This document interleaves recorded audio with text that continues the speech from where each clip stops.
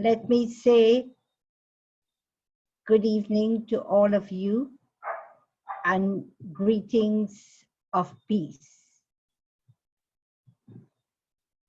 I want to thank you for taking some time off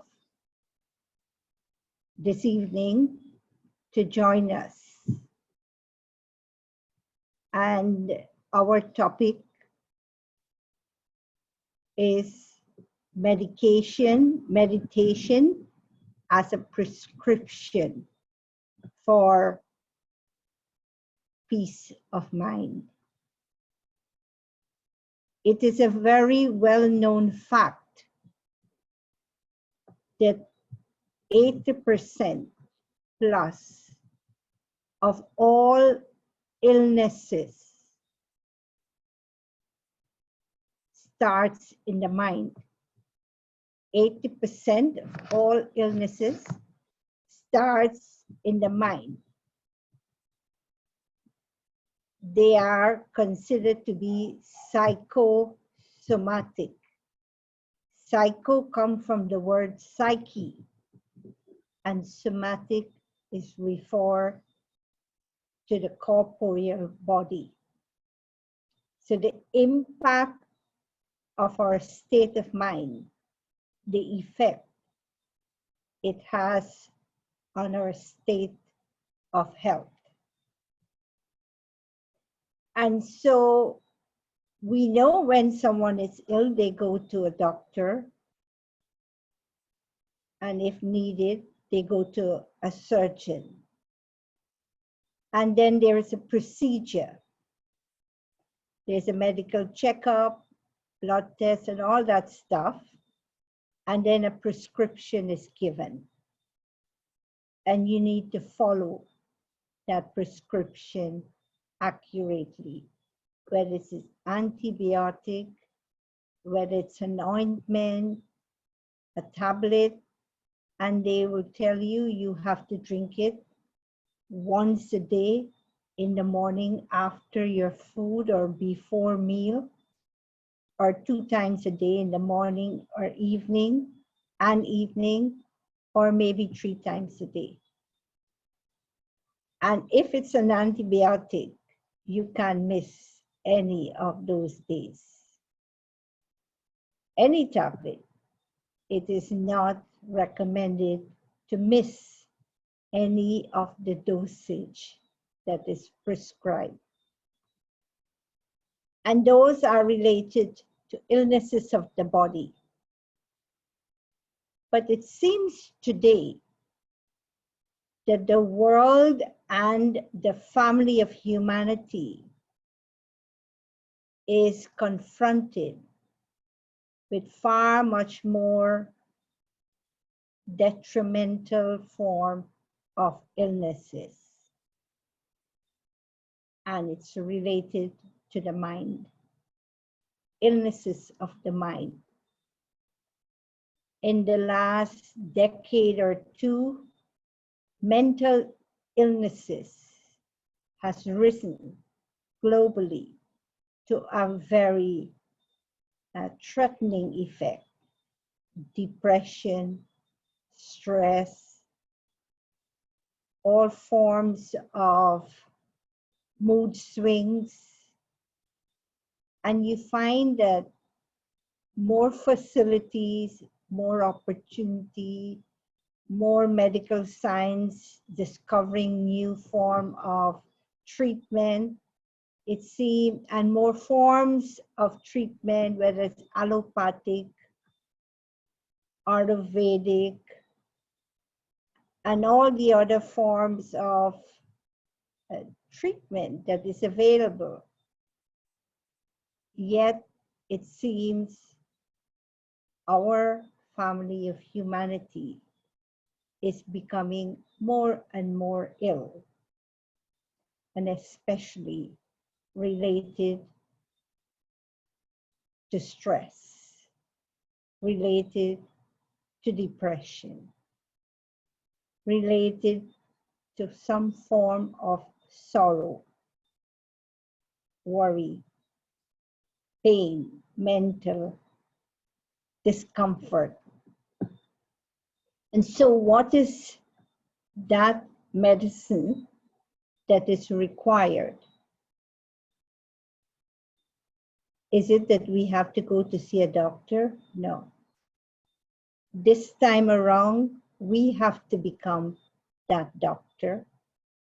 Or there's one doctor that is the cure for all illnesses, and that is our relationship with God, the supreme surgeon, the one who can cure the illnesses of our mind. And as I said earlier, more than 80% of illnesses is psychosomatic. It starts in the form of some discomfort in the mind.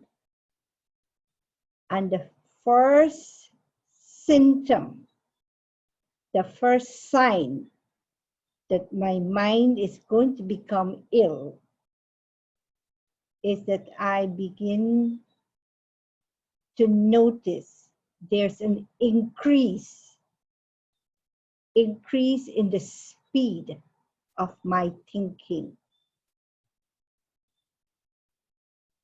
I think too many thoughts. And secondly, the quality of thought. I notice that I'm more likely to think negative thoughts than positive, constructive, productive thoughts. So these are symptoms, signs that something is not right. I'm losing a balance. When I'm thinking too much, my mind is racing. And when my quality of thoughts are more negative than positive, these are two major signs that I am heading for a mental disorder. At first, it doesn't appear to be that. It will just appear to be an increase in thought or increase in negativity. Then you will notice you start to have worry, fear, doubt, stress. And then if you don't take stock of it, it becomes a mental illness. And it seems today that everything that you may want to call your security in the past, that security is being threatened. Any form of feeling safe, stable, constant, it seems some form of challenge, some scene in the drama is bringing on, provoking us to think negative, to become confused, to get angry, to get disturbed. It seems everything. Before we thought we have the security of our job. Now that seems to be threatening. Before we think we are safe in our house or at our workplace or in a supermarket or on the street. And we just have to be careful when we're driving or we're walking. Now it's not just that. We notice that there is no guarantee of our security. So there is no security with our job, financial situation, health of myself, health of my family, the guarantee that I will be with my loved ones or my loved ones will be with me until many, many years to come. Nowadays, nothing seems to be a guarantee. So there is all the reason why worry seems to be understandable and stress seems to be acceptable. But our life was not cut out to be one of worry, stress, fear, doubt. That's not life. Life is a level of calmness, peace, happiness, love, just to mention a few. This is what life is. What is life if I'm not happy? What is the value of life if there's no peace of mind? Before we thought all the physical things, if they are placed, they are in place. That's called life. Now we notice that you may have all of these physical form of facilities, comfort, security, guarantee, but none of them is the means of becoming happy, content, and peaceful. So where do we go from here? So we all need to find that aspect of myself that is the root cause of my worry, my fear, my tension, my stress, my mental instability. And there's only one thing that is the root cause of all which I just mentioned, and that is my mind. My mind can make me, it can break me. My mind can make me a beggar when it is discontented, and my mind can make me a king when it is contented. They say a man who has $1 is the king if he has contentment. And the king who has millions of dollars, if he doesn't have contentment, he is the beggar.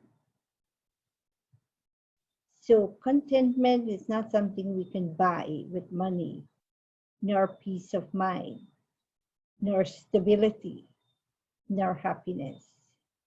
We took a long time to come to terms with that, but now it's facing us very clearly that none of these are going to be means of stability, calmness of spirit and mind.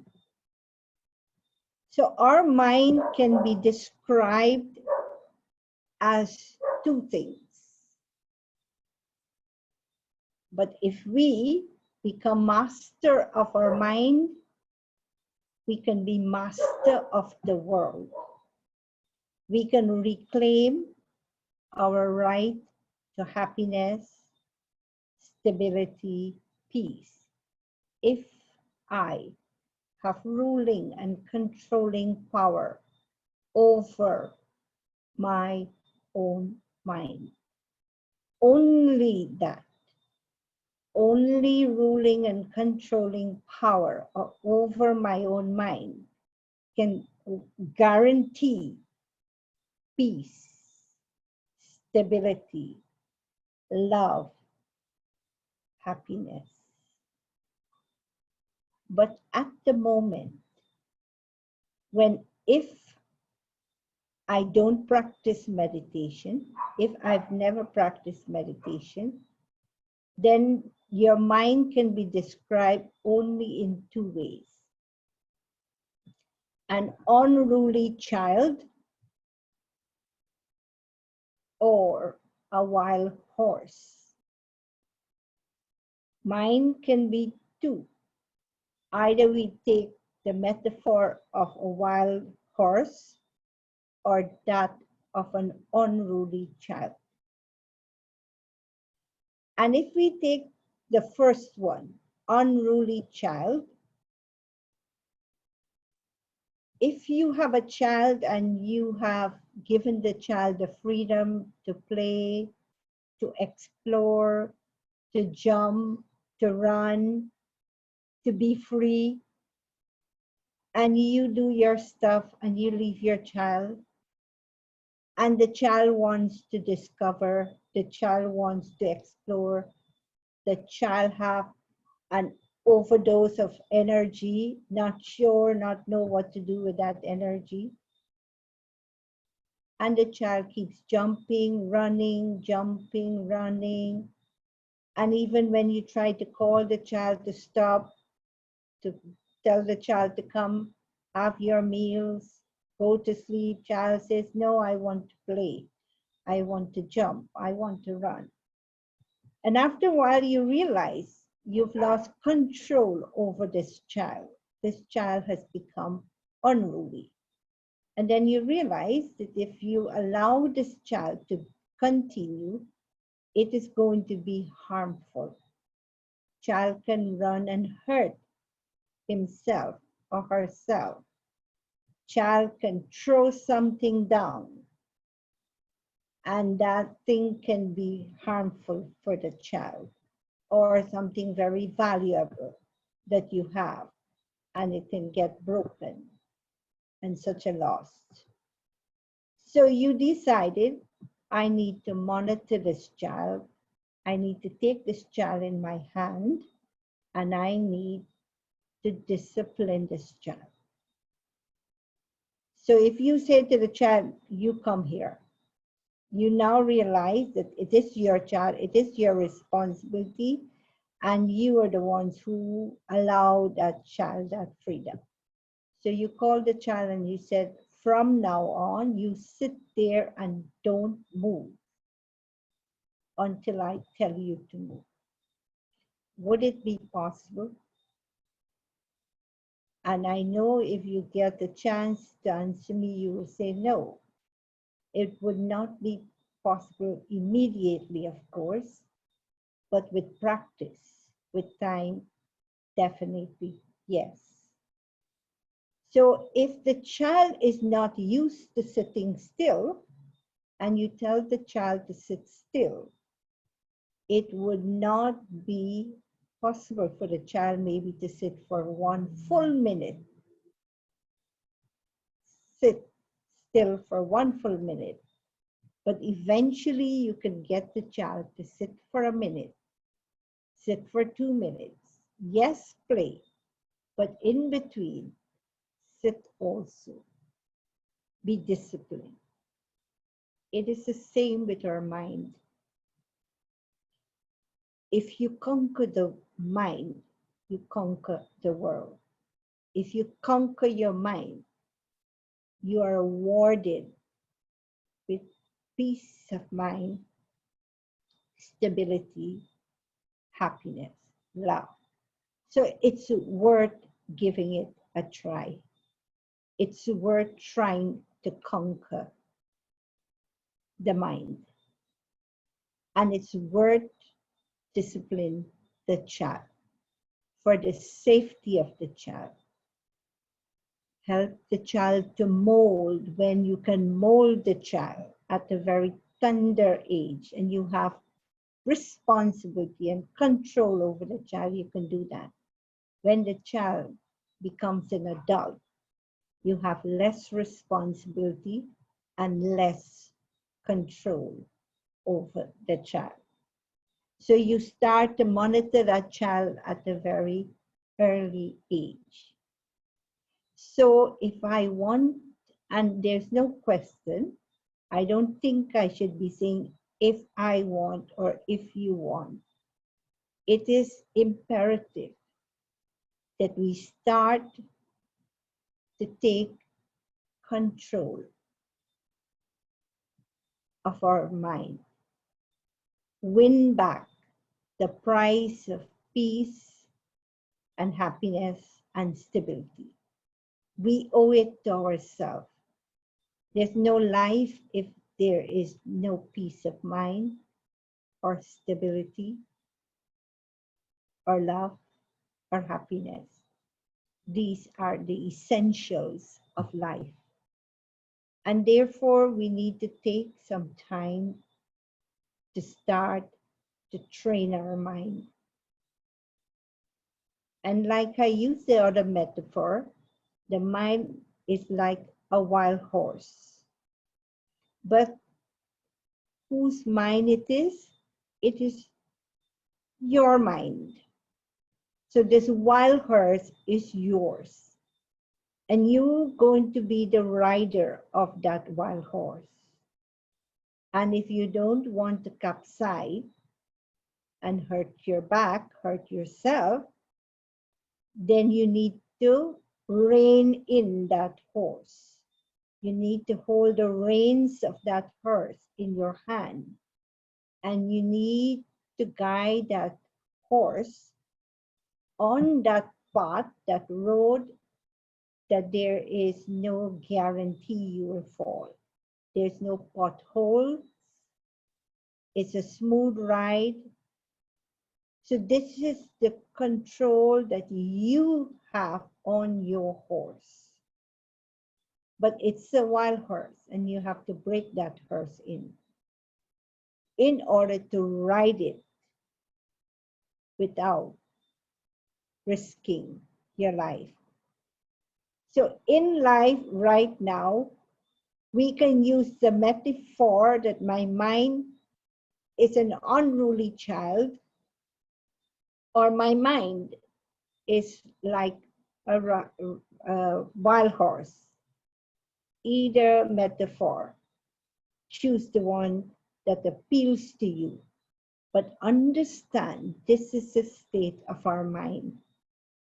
And this is the time all the signals are being given ahead of time that if not today, sooner than later, you have to take responsibility of your mind if you want peace of mind. You have to. Because the situation or time will force you to do that. If you're not able to do that, time is going to make you have to do that, or circumstances is going to present itself and you will be forced to take responsibility for your mind. Otherwise, when you are confronted with scenes and you're not able to deal with it, you can get depressed. You can get anxiety attack. So what do I do? Should I prepare ahead of time, or should time force me to do what I need to do? And the answer is, if time do the homework for us, we will have to change because time will force us to change. Time will do the homework. Time will make us change. Time will get the credit. We will change, but we will not be able to benefit from that change because it will be too late. So why not change before time and the credit is ours? If not time, then as circumstances will come and help trigger restlessness, peacelessness, so that we will have to take responsibility.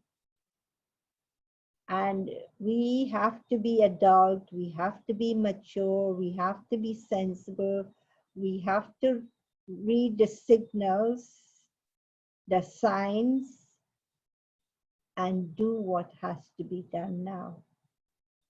And so peace of mind is priceless. because with peace of mind comes happiness. With peace of mind comes stability. With peace of mind comes contentment. So peace of mind is invaluable. If I get that, I am good to go. Just peace of mind. And peace of mind comes when we practice meditation. What is meditation? Meditation is to harness your thoughts. Meditation is to harness, take the reins of that horse. That means all the unnecessary and too many negative thoughts. In meditation, I'm taking control of my thoughts. Because the first thing that meditation does, it encourages you to sit in silence and stillness for a few minutes in the morning and in the evening. And any habit, if you do it for 21 days non-stop without breaking, you're good to go. You have the habit. So if you can promise yourself, since peace of mind is priceless, it's the highest goal of a human life. If that peace of mind can be practiced by me donating a few minutes of my time in the morning and evening to sit in solitude and silence, and if I can do it for 21 days without breaking, I'm good to go. I welcome a new habit in my life. And so what do I do when I sit to meditate? I just sit quietly. Maybe if I can play some soft music. Maybe if it's in the evening, I can light a candle, especially a candle with some scent, so that I started to feel relaxed. And if it's in the morning, and if I can do it out in my balcony or in the quietness of my living room, just a bit of soft music, soft light, and sit. And what do you do with your mind when you sit? That's the time when you begin to understand, begin to notice the speed of your mind. So you're beginning to observe your mind. Don't try controlling the mind. Just in the first few days or two, observe what goes on in your mind. How many thoughts per second or per minute do I create? And what are those thoughts in relation to? Something that already happened, which I cannot reverse or change, or somebody else? Because when you sit quietly for the first day or two, that's what you're going to notice. That in 60 seconds, 20 seconds of thoughts are related to that which is the past, and you can't change the past. And another 20 or 30 seconds goes on thinking about somebody, what they did, what they said. And you can't change anyone. You've got to accept them as they are. And it is only in silence and solitude you come to realize that in 1 minute you may create 100 plus thoughts. I don't know, because in one single day, we can create something like 40, 50, 60, 70,000 thoughts. So only you know how many thoughts you can create in 1 second or 1 minute. And then you will realize that those thoughts are energy and you're wasting them in thinking about that which you can't change yesterday, or thinking about other people, or thinking about tomorrow that has not been promised to anyone. And it is only in that few minutes that you sit in meditation, you begin to realize you're not in the present. You're not in the moment. You're not in the now. And that's when you discover you are a victim. You're not a master. This is why it is essential to start meditating. Because when you start meditating, then you begin to notice the speed of your thought, the quality of your thought, and how much you live in the moment and how much you're not living in the moment. I start just where you're going to start if you decide to start. I started and I come to understand in those first few days how much homework I have to do to get ownership, rulership over my best friend, my mind. I saw, I observed, and I decided to work on it. And so it's not a strange phenomena. It's not an unusual scenario. Each one of us have to get on the wagon, and we have to begin at some point. And that is where, if I can begin to observe and begin to steer my mind in the direction it needs to go, give my mind homework. So first try or two of meditation will allow you to see the bigger picture. How much of a victim or how much mastery you have over your own mind. And it's good to know. So then you can begin to change the scene. And then as you begin to meditate, you have to give your mind homework. Say, okay, today I want to think about now. Who am I and to whom I belong to? I'm a soul, a spiritual being, a child of God, and I am peaceful. Peace is my natural nature. So instead of course, you can't spend your whole life just observing what goes on in your mind. At some point, you have to start taking responsibility and give it direction.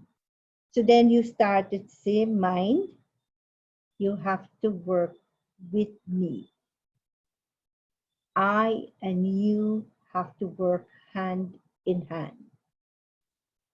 I am your boss. I am your owner, and you have to listen and obey me. You have to tell your mind.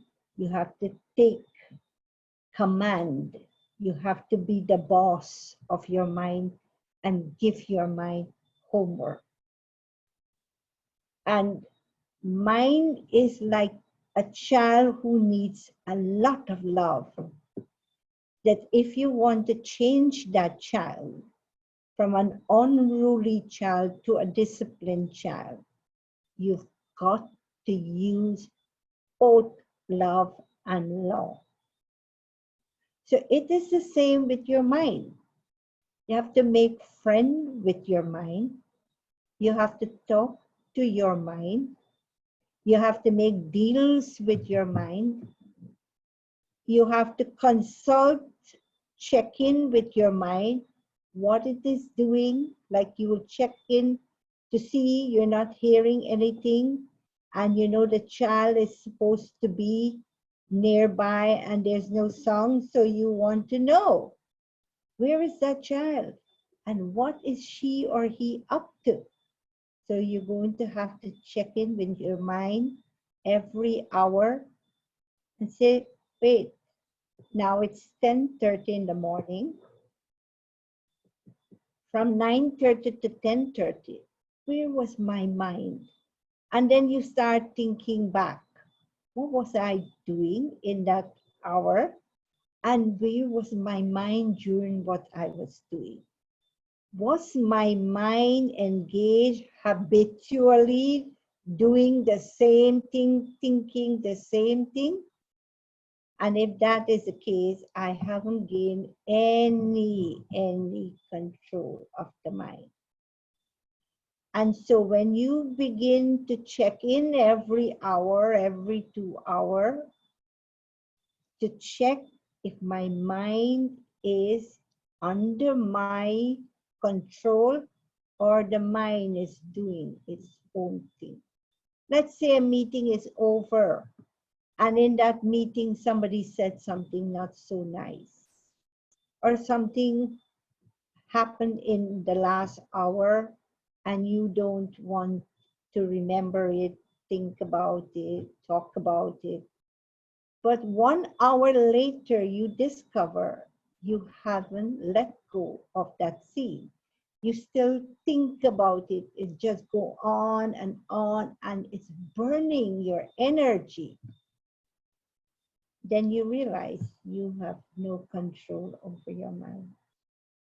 So meditation is that prescription that you need to use, and use regularly, on time, like when you have to take your sugar tablet, or you have to take your pressure tablet, or you have to take whatever is a tablet you are used to taking. You have to take it on time. And so you have to meditate on time. Early in the morning is the idealist time, because you're going to get additional help in the morning in several ways. When you meditate in the morning, you're getting a lot of help. Number one, the atmosphere is fresh. The atmosphere is fresh, is silent, so you don't have to struggle to concentrate, because early in the morning there is least noise. And why? Because majority of people are sleeping.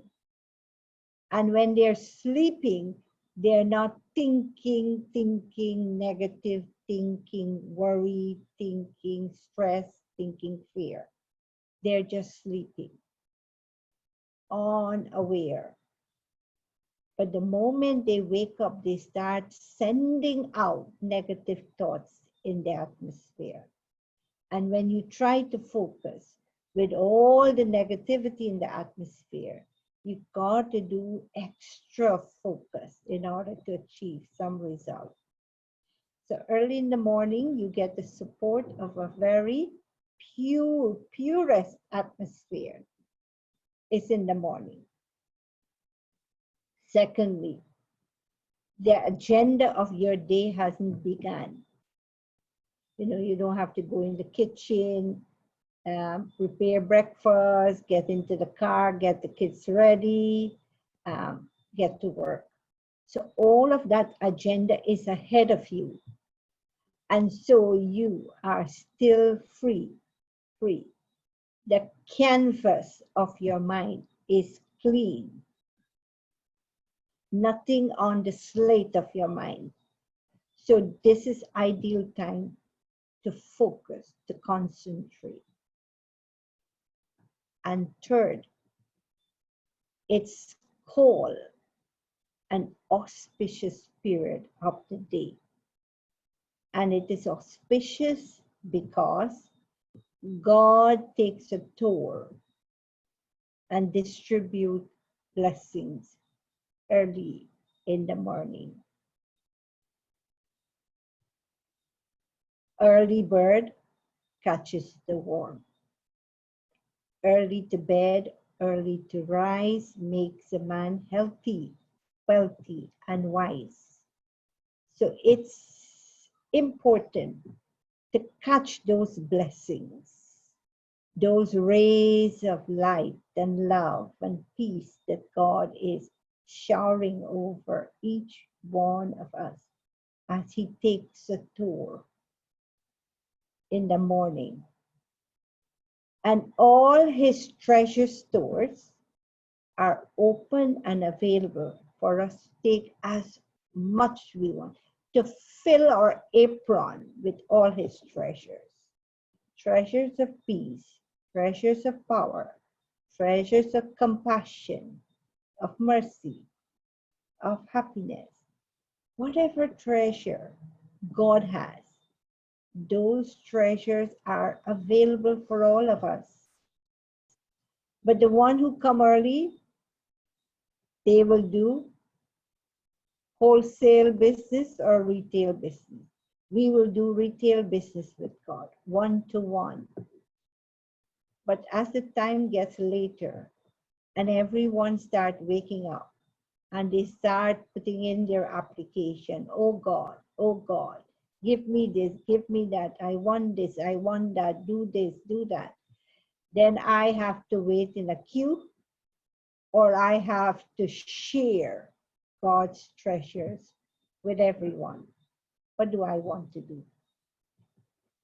Have a one-to-one conversation with God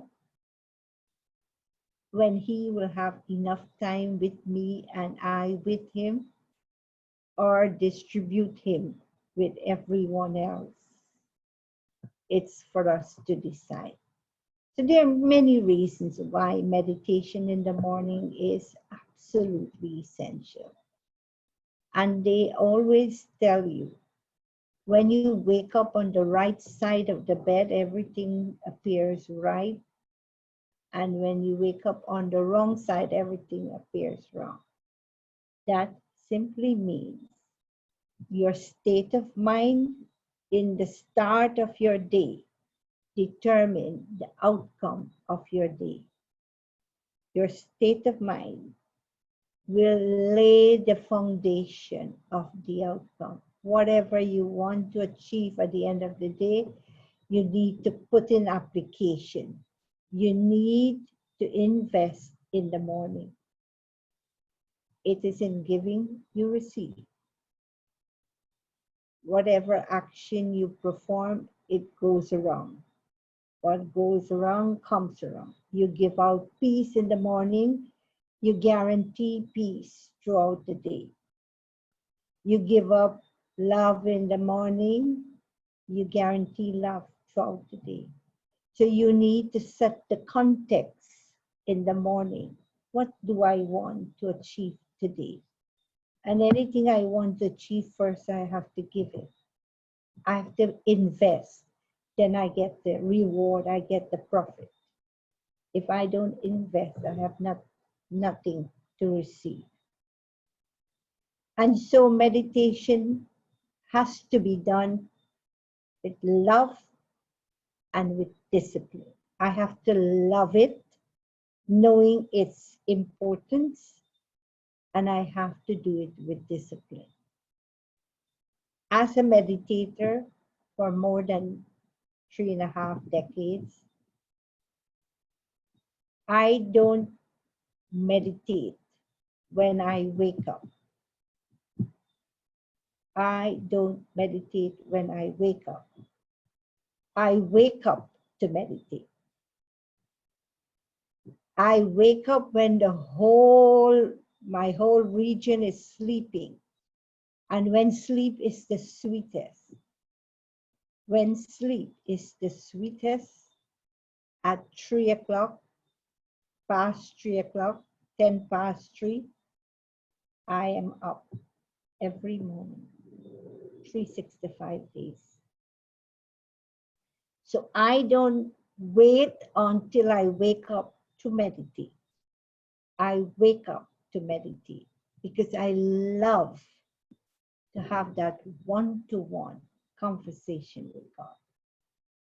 I want to fill my coffers in the morning to make sure that my day is under my control. And I want to fill myself with enough spiritual power so that whatever the challenges that are to be encountered during the day, I have all the makeup, the know-how to achieve that. And I need to fuel the soul. I need to give energy to the mind, pure energy. Just like how you take so much importance in showering in the morning and put on clean clothes in the morning and make a fresh, nutritious, and healthy breakfast in the morning. Because there's a saying, eat like an emperor in the morning, like a king in the afternoon at lunch, and like a beggar in the afternoon. I'm not sure we all follow that rule. But there's a reason why they tell you eat a healthy and a full breakfast in the morning. Because you need energy at all levels, mental, physical, emotional, and food helps. Now, when you feel full, then your stomach is not growling.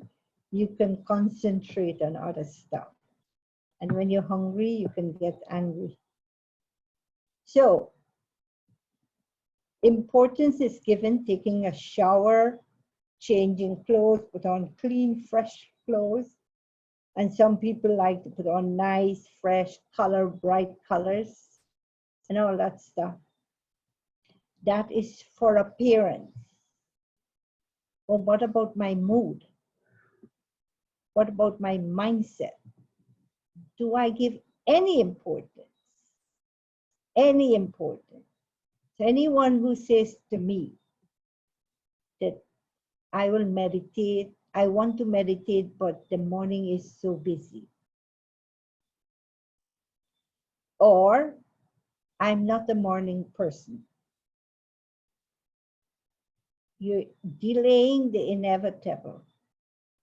You're delaying the inevitable. Don't delay that which is a must. We have to meditate only so that we can have controlling and ruling power over my own mind.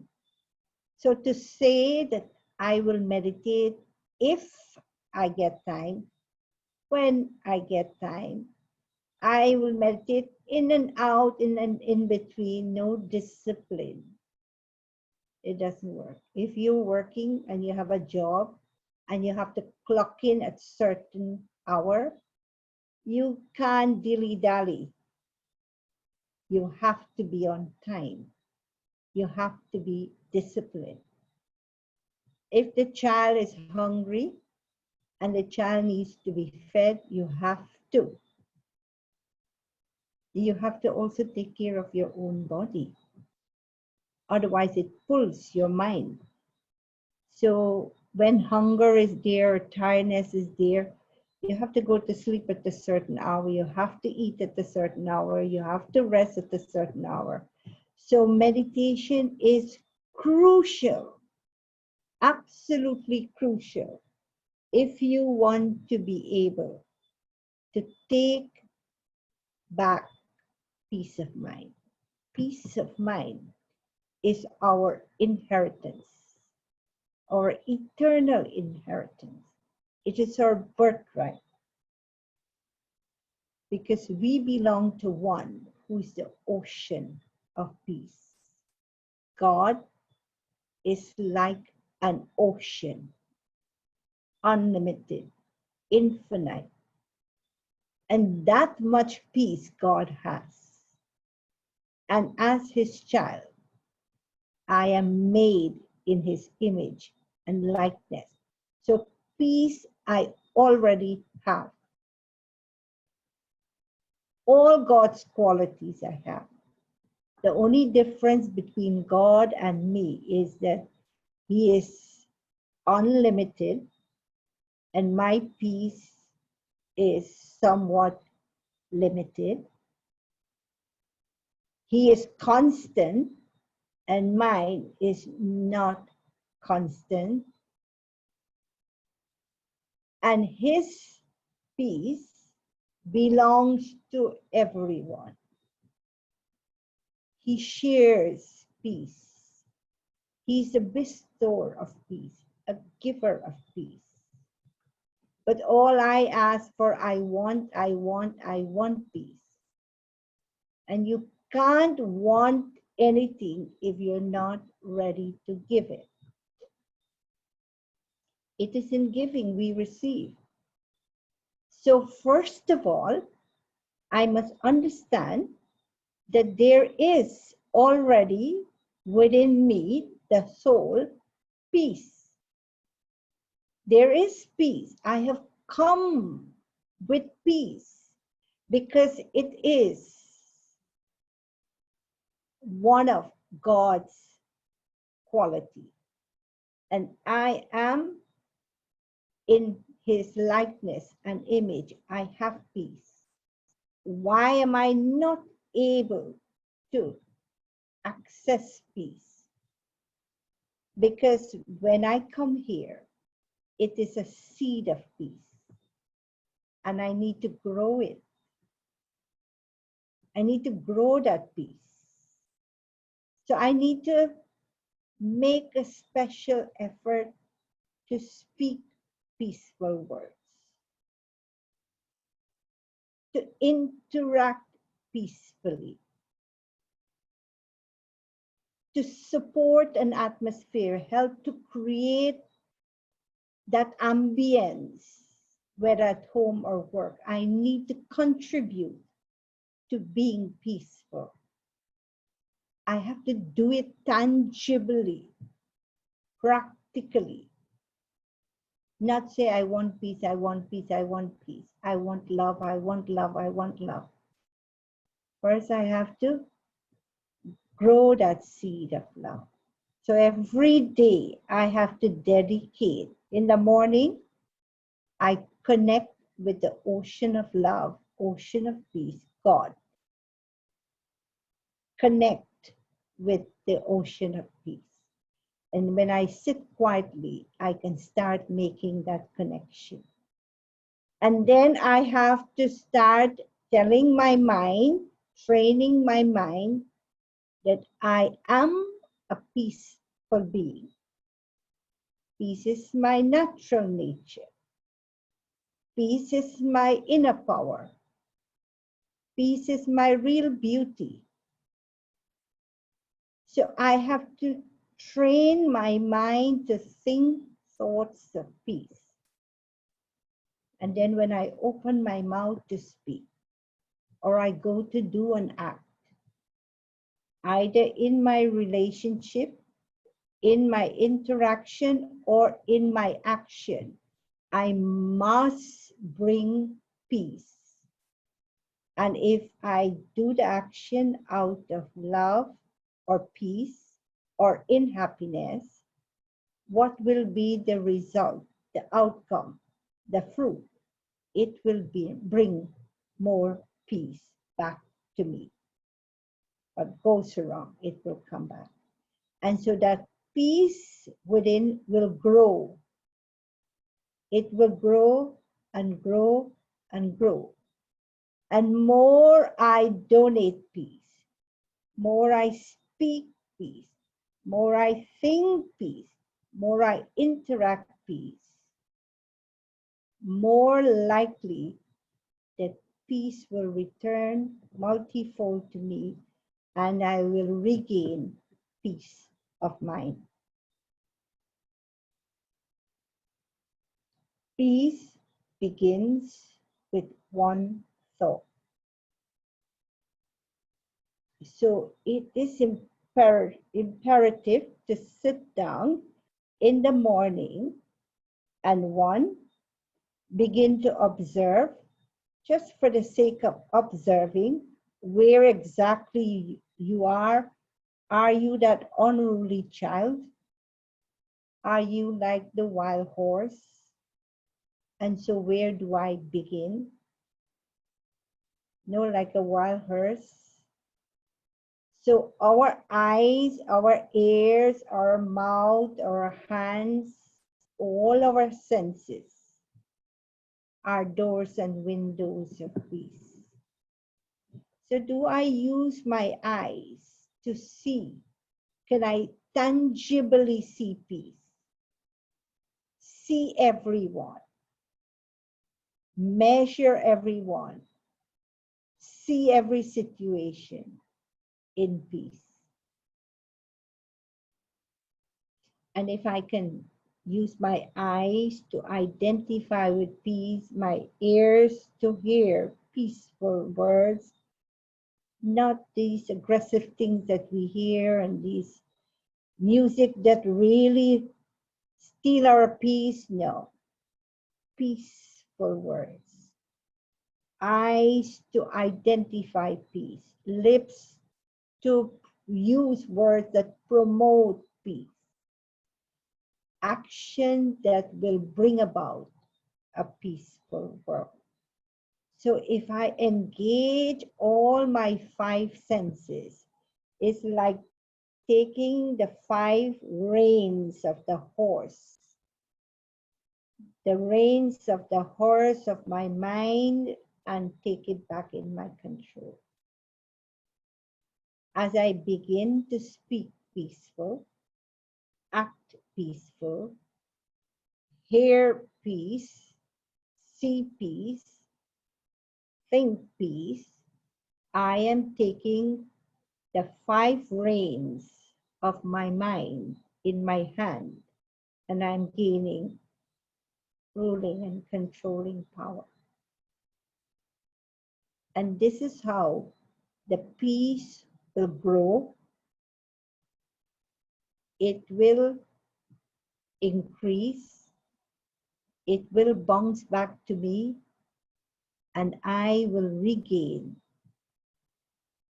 the greatest achievement of any human being on this earth, and that is to achieve peace of mind. It's in our hand. Let's start meditating as soon as we can. Don't postpone the inevitable.